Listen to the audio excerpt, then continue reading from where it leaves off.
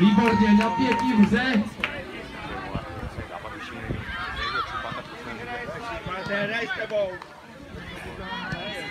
No Slávistovi. Jura je vyzkoušený 100krát, když je vyzkoušený. A poněvadž by to pro některé z vás mohlo být lehce matoucí, tak věřte, že Slavia Praha bílá, ale bez těch oranžák. Takže červení jsou ti, kteří mají na sobě oranžové rozlišovací drezy. Já jsem ještě neviděl nikoho jiného zapat na širové. Dalo by se říct, že to bude velmi zajímavé utkání. Oba dva týmy mají stejného manažera i stejného sponzora vlastně. To bude ten nejlepší možný zápas, který bychom dneska mohli vidět. Zde nečekejme nějaké koruptely. Může být sebevětší, ale my to bude postavit dělat z toho hotovo. Ano, je to aut, háže Slavie.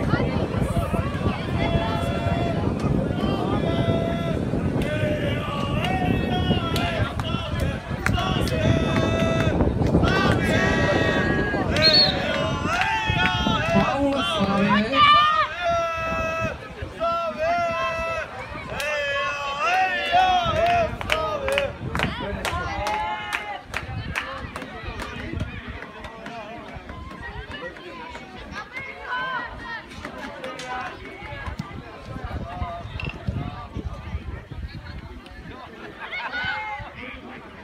Krásná střela z kopačky Slávisty a krásný zákrok Slávisty.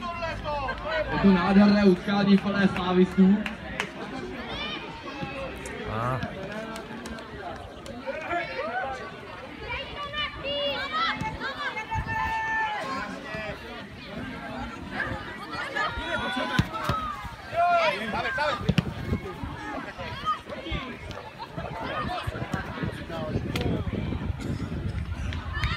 Ano, to je taková holčí filozofická debata, když hrají z Slávie.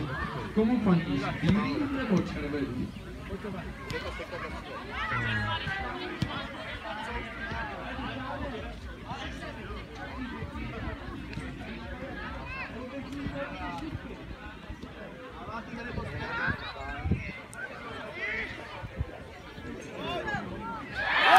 A Slavia se ujímá vedení.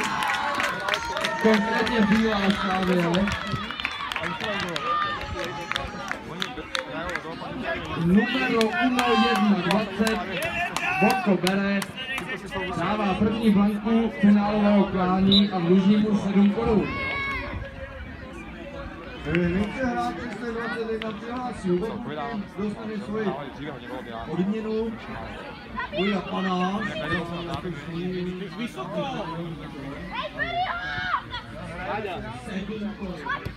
Je vidět, že si na tom dobře již ve svých 12 letech si profesionálem. Za svůj fotbal dostaneš velký bakšiš. No já tedy bych tomuto hráči potřeboval ještě trošku víc. Velké zíška by se to když tak jako počítalo v eurech. Je rozdíl mezi 7 korunami a 7 euro. Kdybych našel 7 euro, tak neříkám, že jsem našel 7 euro. Ano, záměr. Vím, že bys to zatajili před svojí vlastní maminkou. Když to nám tady štěpáme do fanoušků, prosím, tak my jsme rádi, ty fanoušci tady vůbec s námi zůstali.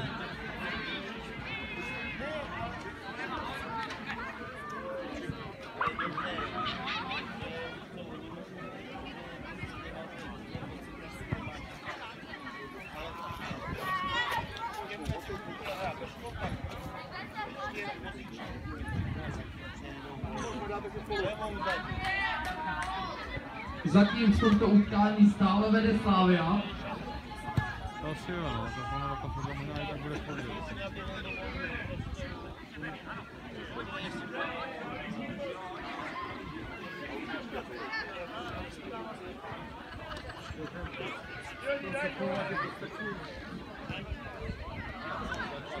No, koukej, to bude tam.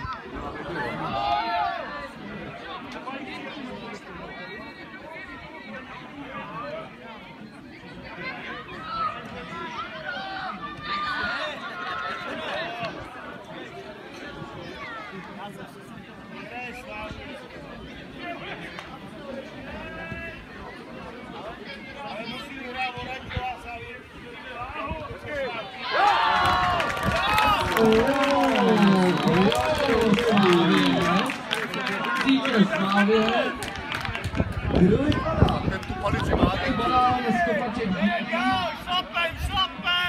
Do sítě červených budeme v tomto klání říkat do sítě oranžů, ač to je technicky jednodušší. Takže tedy bílá Slavie 2-0 nad červenou Slaví. Je tomu tak.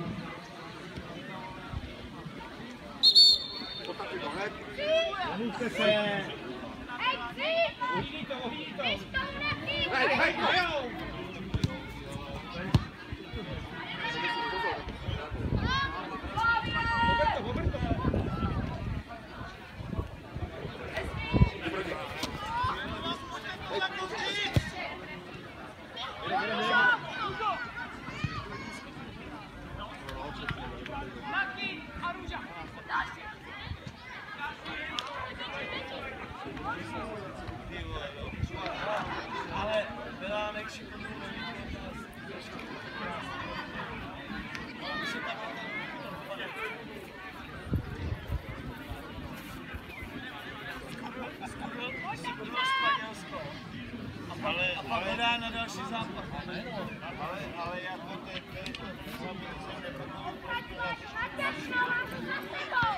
který tam akorát plaší.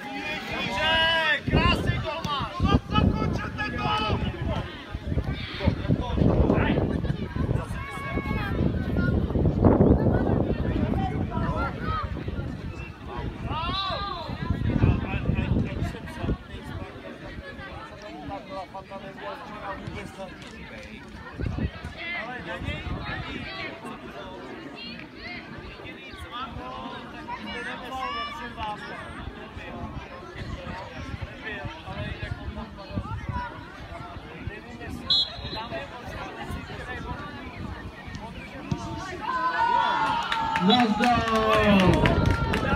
Bílý tým Slávie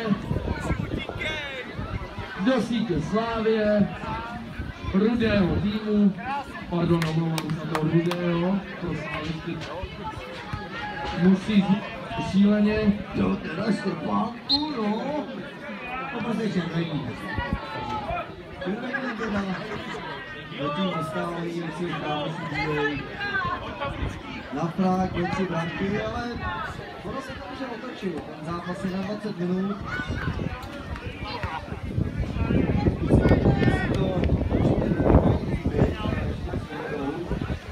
Všech jejich síla, proč se dostali do finále.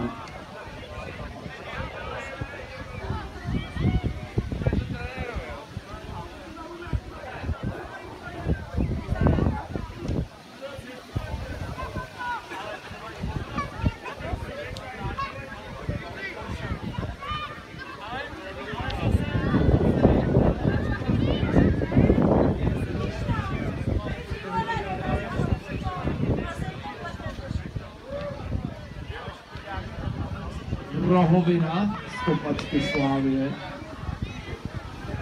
out, stopačky Slávie. Ano, přece jenom jsme trošku dál od toho místa, že omluvte nás, ale pan rozhodčí to se správně. Je samozřejmě výhodné, že pokud se spleteme, tak to řekneme vždycky správně. Teď je to ten rok, který si avizoval. Rok pro Slávě. No.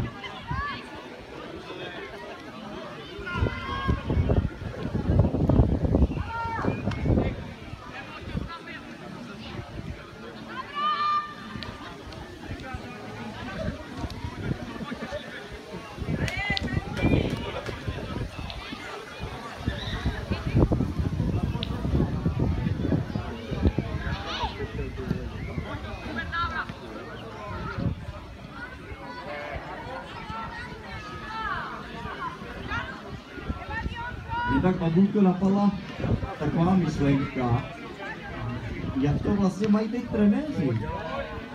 Jak se to vlastně teď jako tam koučuje, no? To je Slávě proti Slávy, vlastně vidím, že tamhle trenéři, jo? Ano. Je to takový zvláštní. Kuriózní situace i pro ty trenéry, jo? Si představ, že prostě ráno byli spolu. Jo,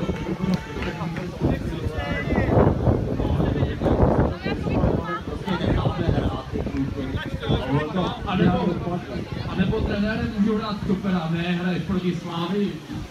Nejde. Ty Slávy jsou fakt dobrý. To nejde. Bude si to rovnat, jo? Samozřejmě je to taková trenérská řehole.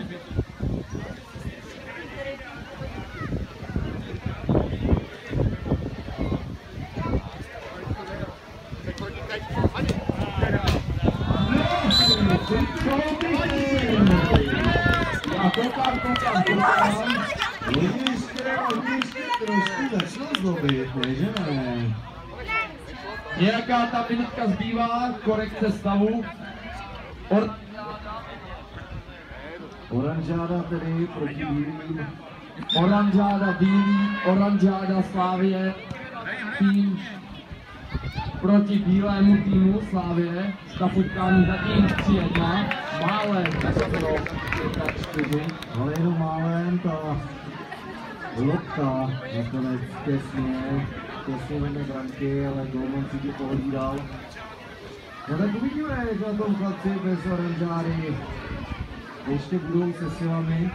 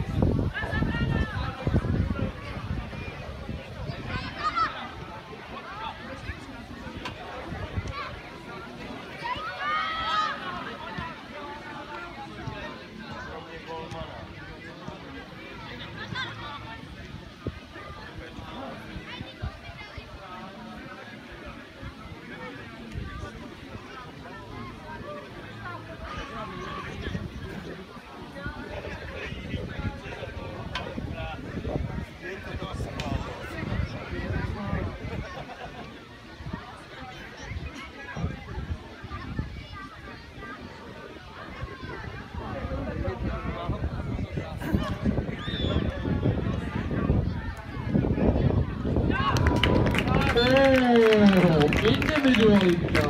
Ale krásná, teda klobou dolů. Tento hráč na nic nedbal, nesledoval to, co se děje okolo něj, soustředil se pouze na to, ten balón dovíc, až tam potřeboval. No to znamenalo tedy do branži svých kamarádů ze Slávie. Byla Slávia, tedy zatím 4-1.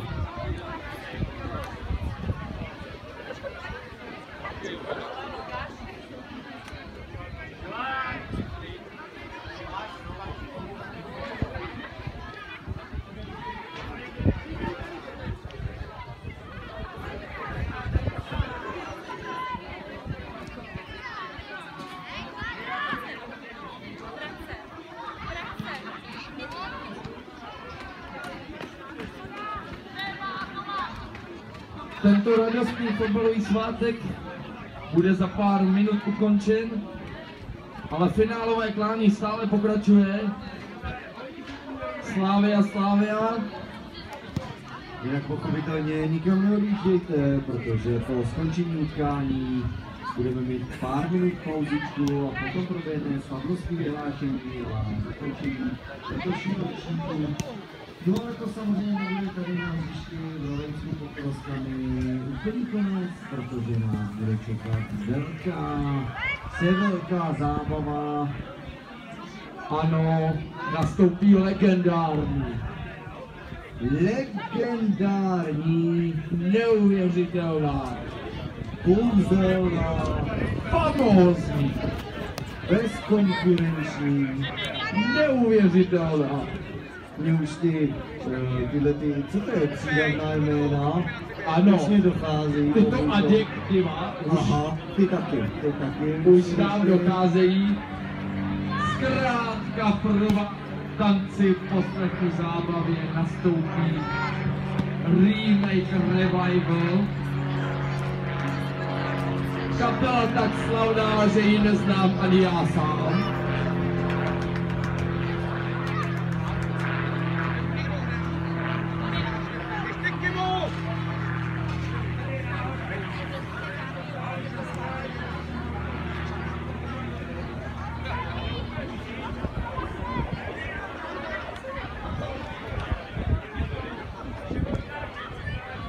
No každopádně vy, kteří odjedete, přijdete o velké. Ale vy, kteří odjedete, stačí, když tady zanecháte na sebe e-mail nebo telefon a my vám v průběhu toho večera budeme volat a psát. Ano. A popisovat vám, jaká je to Jaká je to show. Jaká je to show s tou neuvěřitelnou, legendární Dispozi. show Remaker Revival. Masérky. Můj synovec Vojtěch tomu říká Ipoj a mám baby. Kdo je Ipo? Jo, ty jsi Ipo. Můj synovec neumí moc mluvit, tak mi říká Ipo, místo Ipo.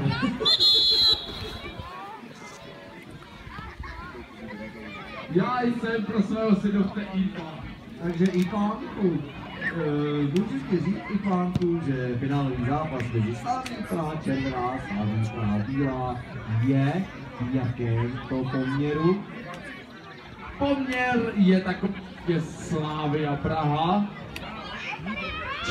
a prohrává se Slaví Praha bílou 1-4. Dumole to bylo 1-5. No krásná akce. Slavistický hráč přeloboval slavistického golmana. Kdyby to bylo vytrženo z kontextu, aby to znělo strašně divně. Naštěstí v tomto utkání hraje Slavie versus Slavie. Ano, a tak ten lob, který nakonec skončil na břevně. Krásné lítko Slavie. Takže na tom se změnilo stále ještě 4.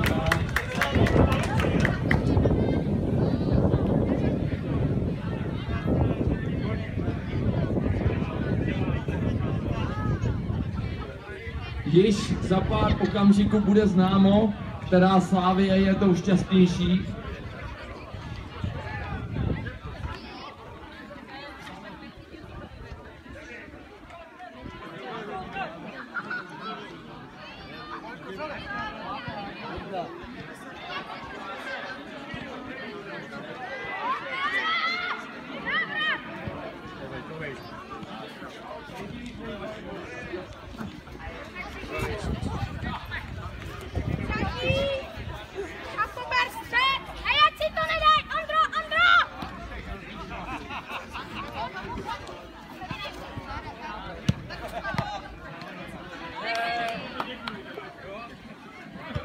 Já se jenom zeptám, komu fandíte v tomto utkání. Je vidět, že mnoho Spartanů se neozvalo. Já se zeptám Spartanů, komu fandíte v tomto utkání?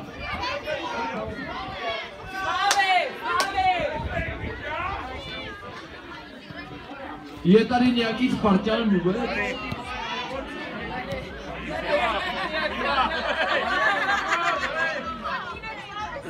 To je na vyloučení. To bylo takzvaně hertam, ty kdo? Pěkný takový řecko-římský. Ano, řecko-římský zápas ve Musí na 2 minuty. krásné. Ono to k tomu patří, hodit takovou Robinsonádu po soupeři není vůbec špatný. No, a ještě po kamarádovi, jo, vlastně. No teď ne, samozřejmě kluci si to nakonec mezi sebou vyříkali. Brali to v žertu, jak hráč číslem 9, tak samozřejmě i golman. Ale bylo to pěkné, aspoň něco se děje. Ale tebe, no jo, no tak samozřejmě nejde jinak prostě, no. Jo. Ale tak jde si odpočinout, už se můžu odkoukat z lajny.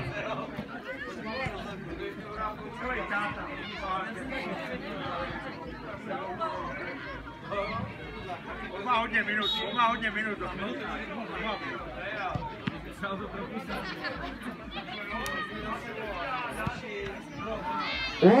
Golman nahradil dobře, je připraven hned. Čerstvý, člověk by řekl, že bude trošku stuhlý, ale vůbec ne. Pravděpodobně se velmi dobře dostřičuje.